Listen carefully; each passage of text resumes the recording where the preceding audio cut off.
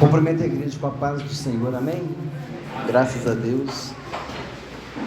Irmãos, eu estava pensando aqui, estava observando as oportunidades. Eu achei muito interessante.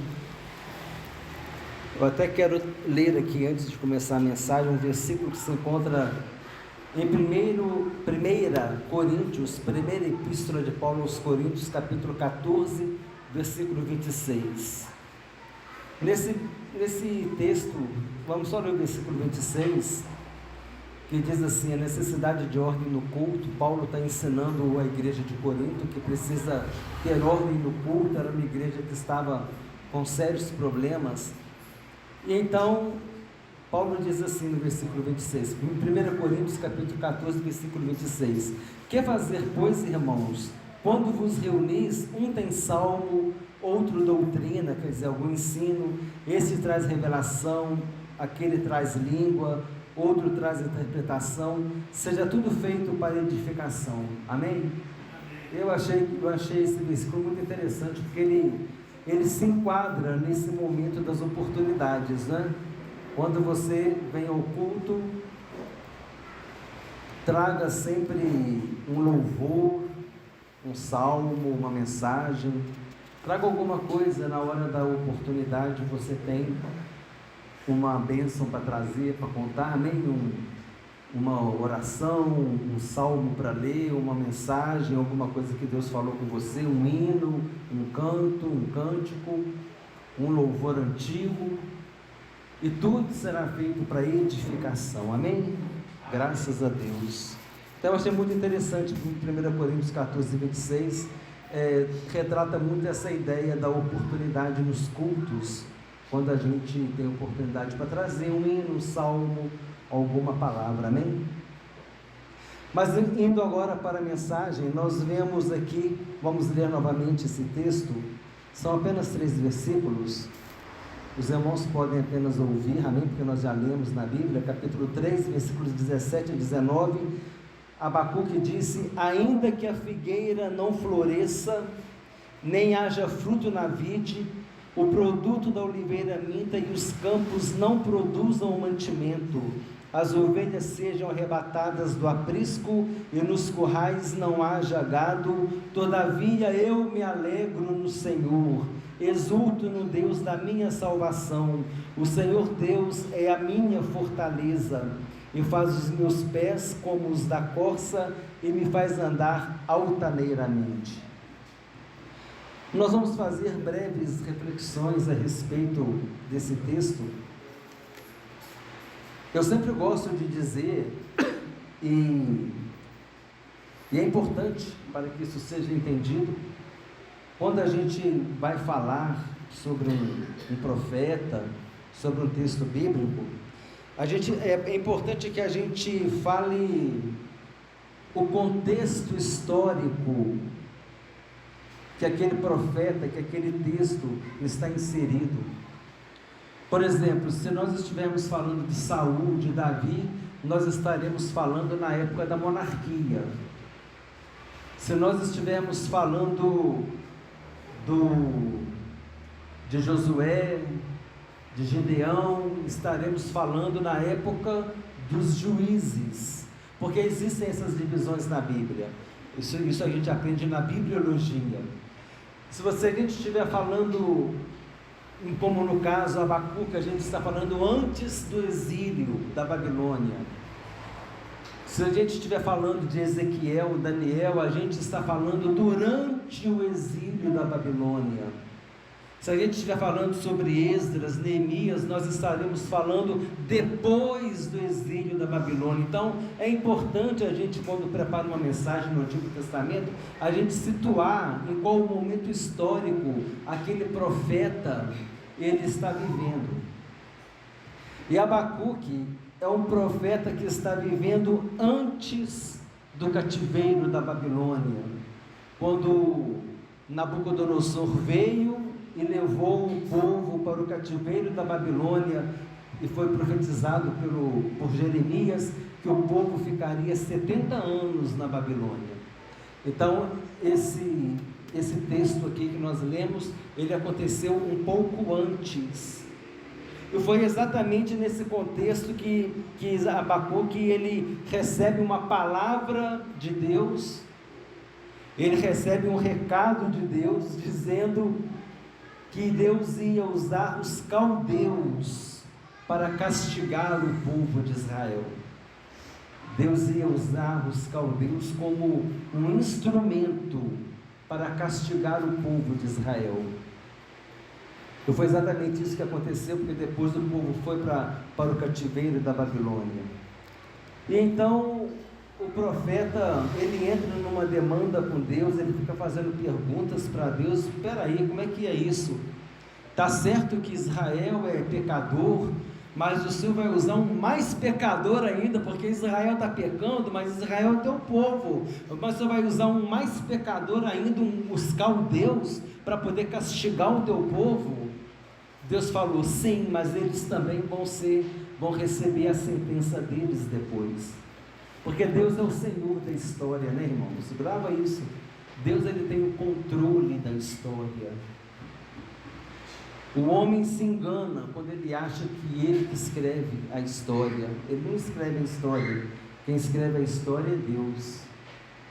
Porque na hora que Deus permite acontecer, é Deus escrevendo a história. Mas na hora que Deus também não permite, é Deus escrevendo a história. Deus é o Senhor da história. Então, em todo esse contexto aqui, no capítulo 3, Abacuque faz uma oração em forma de salmo, em forma de cântico, em forma de poesia. E nós estamos lendo apenas os 3 últimos versículos dessa poesia, quando Abacuque diz: ainda que a figueira não floresça, nem haja fruto na vide. Aí ele diz: o produto da oliveira minta, os campos não produzam mantimento, as ovelhas sejam arrebatadas do aprisco, nos corrais não haja gado. Isso aqui é um conjunto de transtornos naturais, mas é interessante nós entendermos que Abacuque, ele não estava vivendo isso, ele estava imaginando se ele estivesse vivendo isso, porque ele diz, ainda que a figueira não floresça. Ele não estava falando que a figueira não estava florescendo, mas ele estava falando, ainda que eu passe por esse momento difícil, ainda que eu passe por essa luta, porque olha só, irmãos, ainda que a figueira não floresça, nem haja fruto na vide, o produto da oliveira minta, ou seja, ele está falando, Abacuque está falando de necessidade de grãos, de necessidade de fruto, o campo não está produzindo, não está tendo colheita, está tendo fome, as ovelhas são arrebatadas do aprisco, quer dizer, não vai ter lã também, não vai ter como se aquecer, não vai ter carne, os currais não haja gado, não vai ter boi, não vai ter vaca, não vai ter leite, então quer dizer, não tem leite, não tem fruta, não tem grãos, não tem nada, é um momento de transtorno natural, é um momento de adversidade, é um momento de luta, quando tudo diz que não, quando não há esperança. Abacuque diz: todavia eu me alegro no Senhor e exulto no Deus da minha salvação. E isso é um ensino para nós, irmãos, porque quem aqui não está vivendo em alguma situação que não está faltando um fruto na vide, que o campo não está produzindo mantimento, está faltando grãos, ou não tem um curral, não tem gado no curral, não está produzindo um leite, ou seja, alguma área da tua vida que está com algum problema, com alguma situação, problema profissional, problema talvez na questão financeira, problema talvez na questão da saúde, problema talvez na questão da família que não vai bem, e é problema aqui, é luta, e cada hora um telefonema toca, é uma notícia ruim, é uma situação que é ruim, e quando você está ali, mal você está recuperando dela, já chega outra, e você está igual a Abacuque. Mas a Bíblia diz: todavia eu me alegro no Senhor e exulto no Deus da minha salvação. Esse é um exercício para nós, porque nós temos duas opções: ou a gente vai deixar ser governado pelas emoções, ou a gente vai ser governado pela fé racional. Eu até separei aqui, acho que não vai demorar eu achar, já está separadinho aqui, Romanos capítulo 12, Romanos 12, versículos 1 e 2 diz assim: rogo-vos, pois, irmãos, pelas misericórdias de Deus, que apresenteis o vosso corpo por sacrifício vivo, santo e agradável a Deus, que é o vosso culto racional. Não é o culto emocional, não é o culto controlado pelas emoções, mas é o culto racional, é um culto consciente. E não vos conformeis com este século, mas transformai-vos pela renovação da vossa mente. A mente renovada, essa mente renovada pela palavra de Deus, para que experimenteis qual seja a boa, agradável e perfeita vontade de Deus. Então Paulo aqui para os romanos, ele nos ensina que o nosso culto, ele tem que ser um culto racional, e não um culto emocional. E quando a gente age pelas emoções, a maioria das vezes a gente toma atitudes erradas que a gente se arrepende depois. Por isso que fala, não toma decisão com a cabeça quente, não fala nada agora, sai, procura um lugar, fica quieto, acalma depois, com a razão você fala. E isso é que nós precisamos tentar fazer, né? Porque muitas vezes o nosso ímpeto na hora é se levantar. Dependendo do gênero da pessoa é mais fácil controlar, dependendo não é.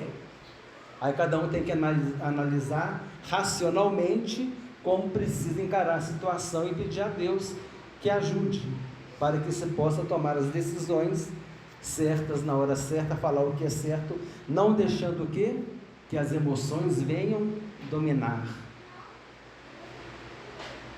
E aqui é a mesma coisa, no momento de dificuldade, não tinha fruto, a figueira não florescia, não tinha fruto na vide, a oliveira estava mentindo, né? A oliveira é onde tem azeitona, né? Não tinha azeitona, não tinha uva, não tinha figo, os campos não tinham mantimento, quer dizer, não tinha fruta, não tinha grão, não tinha ovelha, não tinha curral com gado, leite, carne, não tinha nada. Era um momento de carestia, de necessidade, um momento de aflição, de insegurança, e isso abala as emoções da gente. Todo momento de insegurança, de necessidade, que traz aflição, traz preocupação, e a emoção vem, mas você tem a razão também. Espera aí, diante de tudo isto, o meu Deus é o Deus Todo-Poderoso. O Salmo 121 diz: eleva os meus olhos para os montes, de onde me virá o socorro? O meu socorro vem do Senhor, que fez os céus e a terra. Então é por isso que nós precisamos ter essa noção de que a gente precisa trabalhar na nossa mente, que a gente precisa ter um culto racional, um culto consciente. O nosso pensamento precisa estar firmado em Deus, sabendo que nós temos um Deus que é poderoso para salvar, para curar. Ele é Jeová Jireh, o Deus da provisão. Ele é o Jeová Sabaoth, o Senhor dos exércitos. Ele luta por nós. Ele é o Jeová Tsidkenu, né? O Senhor Justiça Nossa. Você está sendo acusado, está sendo prejudicado, mas o Senhor é a tua justiça. Ele é o Jeová Ra, o Senhor é o nosso pastor. Ele nos conduz para águas tranquilas, para pastos verdejantes. Ele é o Deus que cuida de nós, é o Jeová Rafá, o Senhor que cura. Então Deus é o Deus presente para suprir todas as nossas necessidades. E é isso que a gente precisa entender. Porque quando a gente está vivendo uma situação que para nós parece que não tem solução, que não tem saída, a gente tem que falar assim: não, eu não vou deixar as emoções controlarem a situação, mas eu vou deixar a razão controlar, a minha mente renovada pela palavra de Deus, o meu culto racional. Paulo disse que nós temos a mente de Cristo, então nós temos consciência de quem é Deus, para que a gente fique abalado e abatido numa situação de adversidade, numa situação de dificuldade, numa situação de luta, de aflição.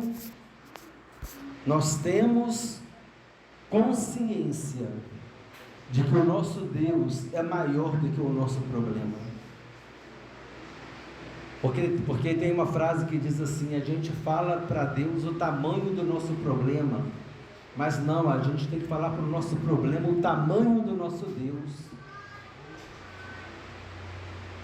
Culto racional, buscando em Deus a solução, consciente de que Deus, em qualquer situação de adversidade, Ele está presente para nos salvar, para nos guardar, para nos livrar. Nós lembramos da mulher enferma. Aquela mulher enferma, olha o culto racional dela: se eu apenas tocar nas vestes dele, eu ficarei curada. Mas por que ela teve essa fé? O texto bíblico diz: ela ouviu a fama de Jesus. Quer dizer, ela ouviu falar de Jesus, ela ouviu falar que Jesus curou um cego, ela ouviu falar que Jesus ressuscitou o morto, ela ouviu falar que Jesus acalmou uma tempestade, ela ouviu falar que Jesus libertou o endemoniado. Então, ouvindo a fama de Jesus, ela disse: se eu tocar nas vestes dele, eu ficarei curada. O cego de Jericó também, com certeza, ouviu muitas coisas a respeito de Jesus e clamou: Jesus, filho de Davi, tem misericórdia de mim. Jesus foi lá e curou. Aquele centurião que procurou Jesus e disse: o meu servo está doente em casa, vai lá curá-lo para mim, por favor, pediu a ele para ir lá. Mas aí Jesus, à distância, disse: pode ir, que o teu servo está curado. E quando ele chegou em casa, o servo dele, o rapaz, estava curado. Lázaro também, pelas emoções, a irmã de Lázaro disse: Senhor, já cheira mal, tem 4 dias, já estava todo desmoronado, a família toda triste, chorando muito. Mas o Senhor estava presente para trazer a solução, e Ele ressuscitou Lázaro. Eram situações que as emoções poderiam tomar conta, trazendo dúvidas, trazendo desânimo, trazendo falta de esperança, deixando abatido. Mas foram pessoas que foram a Jesus, buscaram uma solução. E aqui o profeta diz: todavia eu me alegro no Senhor e exulto no Deus da minha salvação. O Senhor Deus é a minha fortaleza. Porque nós estamos confiando no Deus forte. Deus forte como Jeová, não há outro que o conheça. Isaías disse: o seu nome será maravilhoso, conselheiro, Deus forte, Pai da eternidade, príncipe da paz. Então, devemos fazer de Deus a nossa fortaleza, para que a gente possa ficar abrigado no Senhor, como nós falamos a respeito do Salmo 91, na última mensagem: abrigados no Senhor, fazendo do Senhor o nosso abrigo, fazendo do Senhor o nosso baluarte, a nossa fortaleza, a nossa confiança. Isso tudo nós vamos fazer com o culto racional, com a consciência. A situação veio, o problema veio, mas todavia eu me alegrarei no Senhor, exultarei no Deus da minha salvação, porque o Senhor Deus é a minha fortaleza. Façamos do Senhor a nossa fortaleza. É interessante que Abacuque ele não olhou para a adversidade. Quando nós olhamos para a adversidade, a gente não enxerga a possibilidade. Você olha para a adversidade e você fala, não tem jeito. Mas quando você olha para Deus, você vê que tem jeito. Em Deus tem a solução para a nossa vida. Não importa a solução, não importa a situação, Deus tem a solução. E adorar no momento de adversidade, adorar, louvar, agradecer a Deus no momento de dor, no momento de perda, no momento que você fala assim, Deus, não tem esperança mais. Você naquele momento você orar e adorar na dor, adorar na luta. É difícil, mas é necessário. Porque é nesse momento que Deus ele vai derramar o seu bálsamo, o seu lavar renovador, regenerador do Espírito Santo. É nesse momento que Deus vai renovar a sua fé. É nesse momento que Deus renova a nossa fé, né? Porque eu também estou incluído na mensagem. É nesse momento que Deus renova a nossa fé, que Deus abre os nossos olhos para que a gente veja além do que Ele pode fazer, para que a gente possa crer num culto racional, numa fé consciente, a gente possa entender que Deus terá a solução para as nossas vidas. E mesmo diante dessa situação de adversidade, olha o que diz aqui para terminar a mensagem, o profeta diz, ele faz os meus pés como os da corça. Os irmãos sabem o que é a corça, né? A corça é o feminino do veado. O veado tem os galhos, né? Aí tem a corça, aqueles animais que correm muito. Então aqui diz, faz os meus pés como os da corça. Ou seja, nos faz correr com muita velocidade. Eu fiz uma pesquisa aqui sobre a corça. Os pés velozes da corça vence grandes distâncias rapidamente. A corça pode chegar a 90 a 100 km por hora de corrida, e faz andar também altaneiramente. A corça também ela tem uma facilidade para subir montanhas. Então quer dizer, quer esteja no plano, ela corre. Se estiver na montanha, ela sobe a montanha. Ela está enfrentando qualquer situação, ela está enfrentando qualquer dificuldade. E o profeta diz, da mesma forma, ele faz com que os meus pés como da corça, e me faz andar altaneiramente. Se eu tiver que correr, eu vou correr. Se eu tiver que escalar, eu vou escalar. Isso é espiritualmente falando. Seja qualquer que seja a situação, Deus ele tem a solução. Deus ele vai me apresentar um modo para eu agir, e Deus ele vai me direcionar de uma maneira para que eu possa agir. Se eu tiver que correr, eu vou correr 90 km por hora, mas se eu tiver que subir, escalar uma montanha, eu também vou ser capaz de fazer isso, porque Deus ele vai falar, olha, agora a solução, você vai ter que subir a montanha, não, agora você vai ter que correr, e Deus ele vai te orientando. Mas tudo isso, como diz o salmista, porque a gente faz de Deus a nossa fortaleza. Abacuque se comparou com a corça porque ele se alegrou no Senhor, ele exultou no Deus da sua salvação, e ele declarou que o Senhor é a sua fortaleza. Então, irmãos, essa é a mensagem que eu queria trazer hoje. Não vamos estender mais. A lição que a gente precisa tirar dessa mensagem é a seguinte: ainda que estejamos na adversidade, na falta de esperança, no problema, na aflição, devemos nos alegrar no Senhor, porque Ele é o Deus da nossa salvação, e nele nós vamos ter a fortaleza para prosseguir, e Ele vai nos dar a solução. Deus tem a resposta para nós. Precisamos entender que nós não podemos deixar que as emoções tomem conta das nossas atitudes.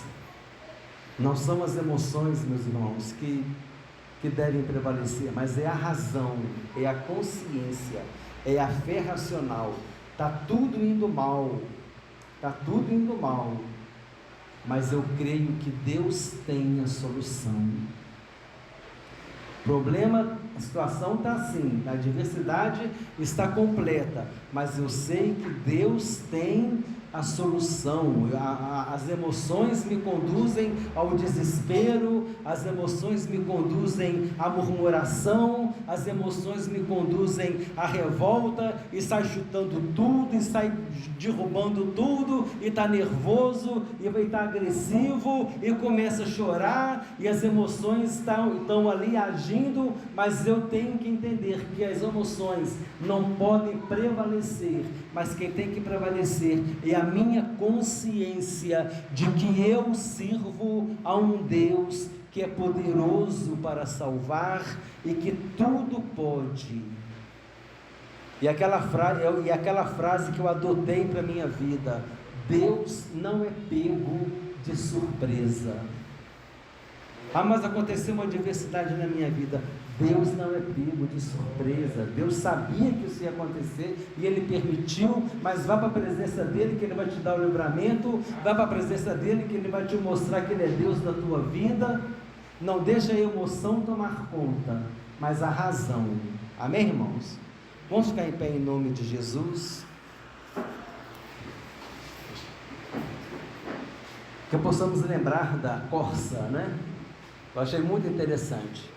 Corre 90 km, 100 km por hora, mas ela também tem força para escalar a montanha. Isso mostra a versatilidade de Deus, né, na nossa vida. Que Deus, Ele tem saídas para nós. Se tiver que abrir uma porta, Ele abre. Se tiver que abrir outra, Ele abre. E Ele vai nos capacitar, amém? Isto é capacitação, mas temos que fazer do Senhor a nossa fortaleza. Temos que nos alegrar no Deus da nossa salvação, amém? E prestar a Ele um culto racional, um culto consciente, sabendo que Ele é o Deus Todo-Poderoso, que Ele é o Deus da nossa salvação. Vamos orar em nome de Jesus. Deus, em nome de Jesus, Pai querido, quero colocar as nossas vidas diante de Ti, meu Pai, reconhecendo que Tu és o Deus da nossa salvação, reconhecendo que o Senhor é a nossa fortaleza, o nosso baluarte, que o Senhor é o nosso abrigo, Senhor.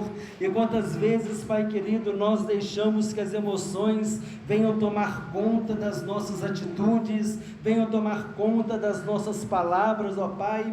Nós precisamos ter a noção, o reconhecimento de que o Senhor é o Deus poderoso para salvar, poderoso para curar, poderoso para livrar, poderoso para restaurar, poderoso para salvar, ó Pai, poderoso para nos perdoar, às vezes que nós falhamos diante de Ti, Senhor. Vem, Senhor Deus, renovar as nossas vidas e os nossos corações.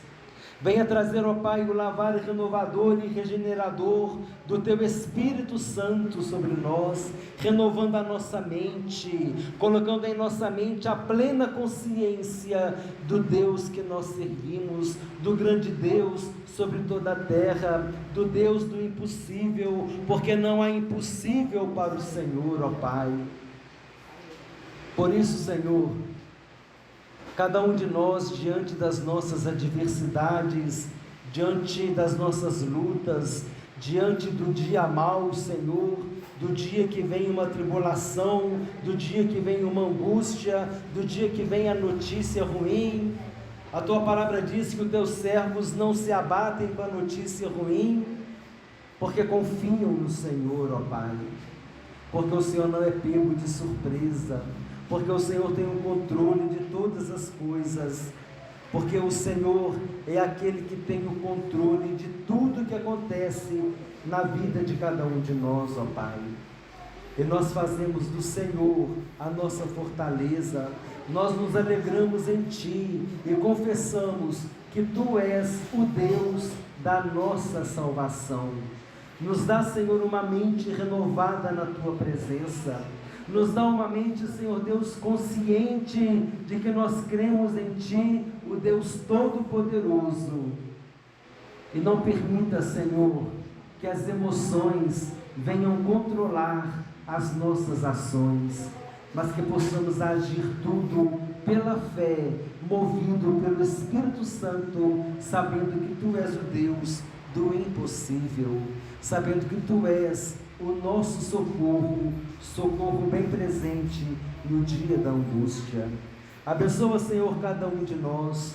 Conhece, Senhor, a necessidade de cada um de nós, a preocupação, a ansiedade, Senhor. Vem, Jesus, vem trazer o Teu bálsamo sobre as nossas vidas, Senhor, renovando a nossa fé e a nossa confiança em Ti, para que nós possamos permanecer inabalados na Tua presença, Senhor, para a honra e glória do Teu nome. Te agradecemos, ó Deus, por tudo, pelo Teu cuidado em nossas vidas, em nome de Jesus. Amém.